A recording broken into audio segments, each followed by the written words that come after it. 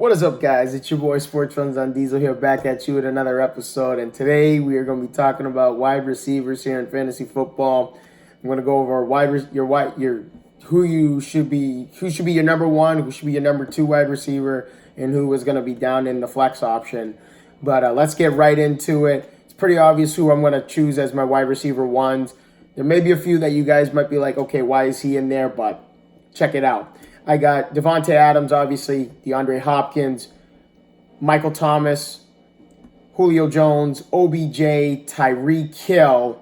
Now that there's no charges being pressed, he's not suspended there's nothing by the NFL league office in terms of suspensions right now.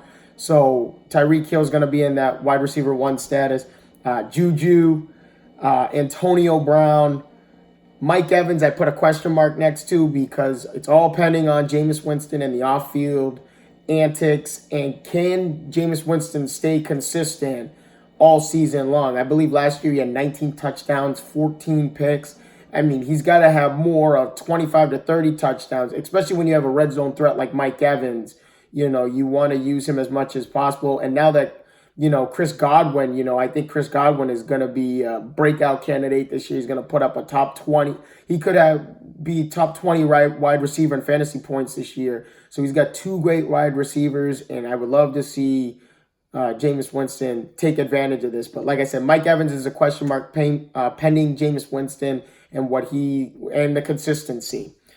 Keenan Allen, can always rely on Keenan Allen to put up wide receiver one numbers. He's solid wide receiver one candidate. T.Y. Hilton, now it's more of a question mark now because he doesn't have a lot of, the last few years, he hasn't had many touchdowns during the season. I think last year, he only had 5 touchdowns. I would love to see him have more 8, 9, 10 touchdowns. I think that would make him more of a wide receiver one in terms of fantasy point wise, but in terms of consistency, receptions, targets, yards per game, I mean, he's definitely a wide receiver one. But now that Andrew Luck's gone, is Jacoby Brissett going to make him the number one target? Especially out of the wideouts, out of the wide receivers. T.Y. Hilton is going to be the number one wide receiver, but how consistently is Jacoby Brissett going to throw it to him is the real question. So that's why I have him as a question mark for wide receiver one. He's probably going to be a wide receiver two because of Jacoby Brissett being the quarterback now. Adam Thielen, by far Adam Thielen, and Robert Woods. Those are my wide receiver ones. Going now into wide receiver twos, who your second wide receiver should be Cooper Kupp, Julian Edelman, Brandon Cooks, the deep ball threat of Brandon Cooks. Stephon Diggs. The only thing with Stephon Diggs, he needs more red zone targets. I believe he could be a wide receiver one, but if he had more red zone targets, he would be a wide receiver one in my opinion. But because of Thielen, he's going to be a wide receiver two. Kenny Golladay. Now that Golden Tate's not there anymore, and the only other person that's competing with targets and catches now in Detroit is Marvin Jones Jr. I mean, there's other wide receivers there, but it's really the only other threat is Marvin Jones Jr. And Kenny Golladay I have as a breakout candidate and could put up wide receiver one numbers this year. So Kenny Galladay's wide receiver two with wide receiver one upside. Like I said, Cooper Kupp, or I already said Cooper Kupp. I meant to say Amari Cooper, wide receiver two numbers. The only reason why I have him at wide receiver two is because of Dak Prescott and Ezekiel Elliott. But I know Ezekiel Elliott is still working out contract negotiations and stuff. But it's what it sounds like is Ezekiel Elliott will have a deal in front of him, and it sounds like he'll sign the deal very soon, hopefully before the season starts, which is, believe it or not, 13 days away. Actually, even shorter than that if we count Thursday night. We're talking 10 days away. The football season starts on Thursday night. But Dallas believes that they will get a contract.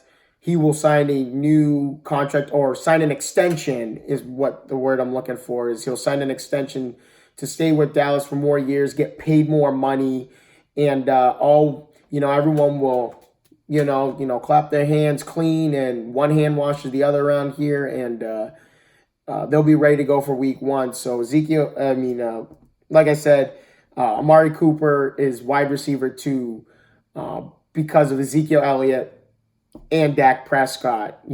Dak Prescott running out of the pocket, making extra plays making extra plays with his legs, that playmaker ability. Ezekiel Elliott runs the ball 25, 30 times a game, so that's why Amari Cooper is wide receiver 2 status. Chris Godwin, I love Chris Godwin. I believe that he is going to be, I think he's got the biggest upside out of all the wide receivers this year. He made the biggest jump in terms of preseason, I think it was like wide receiver projection or something like that. Last year he was like 90 something. This year he's 27th ranked in wide receiver, but everyone thinks that he's going to have, and even I believe that he is going to have a top 20 season in terms of fantasy football points. So Chris Godwin, big upside. I have him at wide receiver 2 because of Mike Evans, but he has big potential to be a wide receiver 1 this year. Calvin Ridley's wide receiver 2, obviously because of Julio Jones, but what does Calvin Ridley get that Julio Jones doesn't get? Red zone looks. And that's why I could put Calvin Ridley as with wide receiver 1 upside, but he's going to get wide receiver 2 overall this year because of Julio Jones and the amount of targets and the amount of touches that Julio Jones gets during the game. AJ Green, wide receiver 2 status, coming off the turf toe injury last year, or plantar fasciitis. And I believe AJ Green's going to be wide receiver 2. The only reason why I have him at wide receiver 2 and not wide receiver 1 is because of Andy Dalton. The inconsistency of Andy Dalton, I'm looking for one consistent year from Andy Dalton, because the more consistent Andy Dalton is, AJ Green will thrive off of that. So it's just only time's going to tell and to see what AJ Green's going to do this year. But AJ Green has struggled the last year or so. He hasn't been doing real well because of injuries, and obviously because Andy Dalton, hasn't been throwing the football well as of late the last couple of seasons. And also Alshon Jeffrey of the Philadelphia Eagles. I have him at wide receiver 2 status as well. In terms of your flex options, you guys will be shocked about who I have on the flex option. The first guy I'm going to say right out loud, Tyler Lockett. Tyler Lockett has breakout candidate written all over him to be a wide receiver 2. But the problem is he needs more volume targets, more volume touches.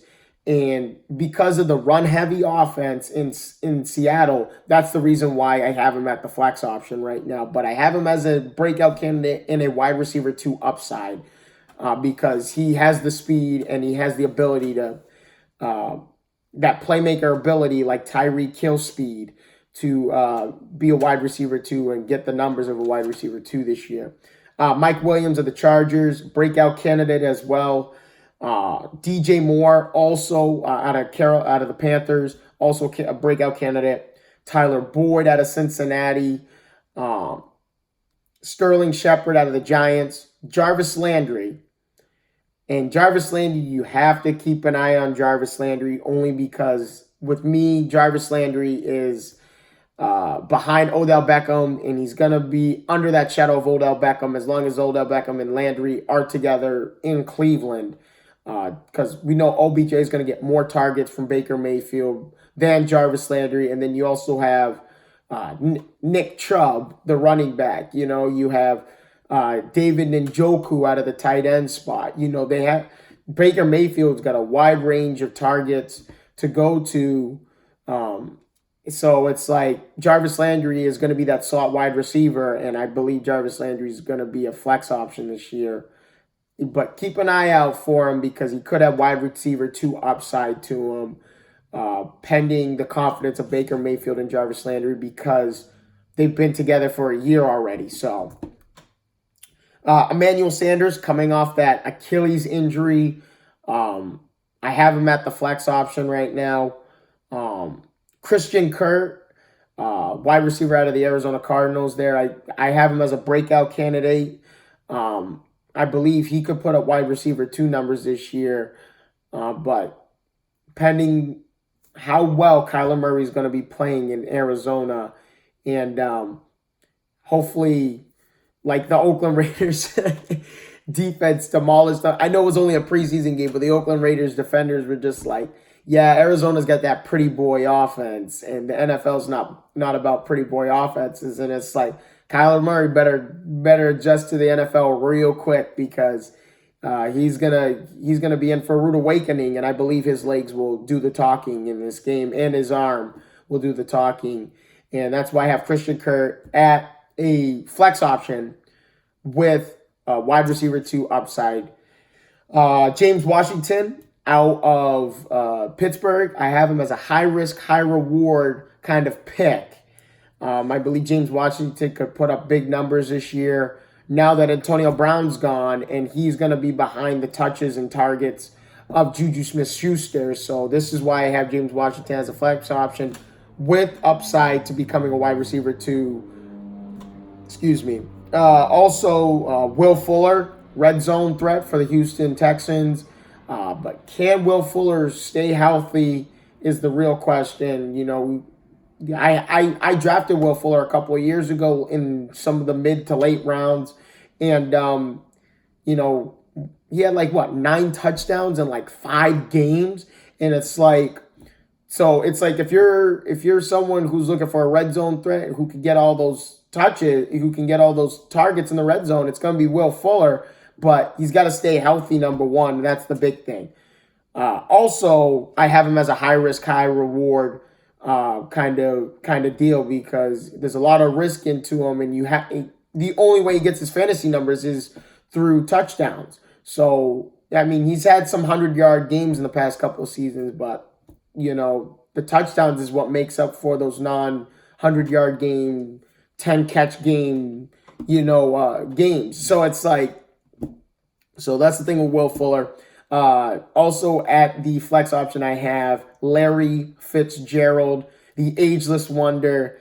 I have him as a flex option because, I mean, the man's in his mid to late 30s. It's like, only time's going to tell to when he's going to retire. But every year he puts on those cleats and those pads. He's doing something that a lot of wide receivers have never done, and that's go to your mid to late 30s and play, keep playing at a high level. So Larry Fitzgerald is a flex option, and not a bad pick for late rounds. Not a bad pick at all, because he gets consistent number. Last year he got consistent numbers from Rosen. We'll see what Kyler Murray and Fitzgerald have in terms of chemistry and how consistent those numbers are going to be at the beginning of this season. Golden Tate as a flex option now that he's with the Giants. The only reason you're going to be shocked by that one. He does have wide receiver 2 upside on him, but it's just Eli Manning's the quarterback. Now, if Daniel Jones is the quarterback, now we have a different thing going on here. But Golden Tate, flex option. And actually, I do have Devin Funchess as a flex option as well. He's also on a new team as well. I believe he's in Houston now. Correct me if I'm wrong on that in the comment section. But also, I have him as a flex option. And then Robbie Anderson out of the New York Jets, because I keep saying the same thing over and over, like you've heard me say in the last couple episodes. Sam Darnold, you want to win football games? You got to throw the football. Plain and simple. And also, there's Quincy Enunwa there in Jets land as well. So there's a few other wide receivers there that are competing with targets and catches and stuff like that. So Robbie Anderson's a flex option. High risk, high reward as well. Wide receivers to watch coming up this season. I have a few of them. I have N'Keal Harry. Some of them are rookies. N'Keal Harry out of New England. Marquise Brown out of Baltimore, DJ Metcalf for Seattle. Keep an eye on him, because the guy is a monster. I think they said he's 6'3", 6'4", 250 pounds. Um, a freak of an athlete is DK Metcalf, and I would love, So I'm telling you guys, watch DK, but because of the run heavy offense in Seattle, he's gonna be at best a flex option, and you're probably better off with him in non-PPR leagues. Just being honest with you. Deshawn Hamilton out of Denver. Joe Flacco's the new quarterback there now, but it's how much is Joe Flacco going to be throwing at the Deshawn Hamilton? With Phillip Lindsay there. Devontae Booker's there at the running back position as well. Royce Freeman, Emmanuel Sanders, Noah Fant. There's all these guys there in Denver. Denver's got a good core running back and wide receivers there, but Joe Flacco now got to step up and now got to put up numbers. That's my big thing. But like I said in the quarterback episode, avoid Joe Flacco. I believe Joe Flacco is not going to be putting up much good numbers like his last season, like the last season he was in Baltimore. He just wasn't putting up good numbers. Demaryius Thomas in New England. He's going to be a sleeper. I believe Demaryius Thomas is going to be a sleeper. He has upside to be a wide receiver 2 in terms of fantasy points this year. Keep an eye out on Demaryius Thomas. Mohamed Sanu out of Atlanta. Every year he's more of a flex option, but he gets consistent numbers. But the only reason why his ceiling right now is a flex option is because of Julio Jones and who's getting all the red zone targets. Calvin Ridley. Oh, and then there's Austin Hooper at the tight end spot. So it's like Mohamed Sanu's ceiling is a flex option right now, but keep an eye on Mohamed Sanu because he does get consistent targets out of the slot. And also Dante Pettis out of San Francisco. Now that Jimmy Garoppolo's back, Dante Pettis, I believe, I think his ceiling right now is a flex option, but I mean, right now, that's just right now, but Jimmy Garoppolo's back, so you never know what could happen with Dante Pettis, but I do like Dante Pettis. Keep an eye out for him this upcoming NFL season. Players to avoid. And I've already mentioned one of them, Jarvis Landry, because he's behind Odell Beckham Jr., and there's other key parts of that offense. Jarvis Landry will get targets, will get touches, will get yards, but because he's behind Odell Beckham, I tell you guys to avoid Jarvis Landry. Second to avoid, Cole Beasley. He's in Buffalo now, but even though he's on a new team, I avoid Cole Beasley unless you have a 14, 16, 18, 20 team fantasy football league. Then go with Cole Beasley. But if you're a 10 or 12 team league, steer away from Cole Beasley. I highly recommend staying away from him. He just doesn't get enough consistent numbers. Willie Snead out of I believe it's out of Baltimore. Willie Snead is another guy I would avoid. Nelson Aguilar. At first I had him up there to avoid because there's Alshon Jeffrey, there's Zach Ertz, there's all sorts of running backs, pass-catching backs for Philadelphia, but I do have him as a ceiling flex option, Nelson Aguilar, because of the recent history. There was a couple, the last couple seasons, Nelson Aguilar has put up flex option numbers, so he has the ceiling of being a flex option player, but right now, avoid Nelson Aguilar unless he starts putting up consistent numbers. Dante Moncrief, I would avoid him out of Jacksonville now that there's a new quarterback in Nick Foles, but I think Nick Foles will rely on him just as much as Allen Robinson and company down there. So actually, scratch that. Allen Robinson is not in Jacksonville. Forget what I just said. Dante Moncrief may be a ceiling flex option, but I highly doubt it. I would avoid Dante Moncrief. And Sammy Watkins out of Kansas City. Please avoid him as well because of Travis Kelce, Tyreek Hill.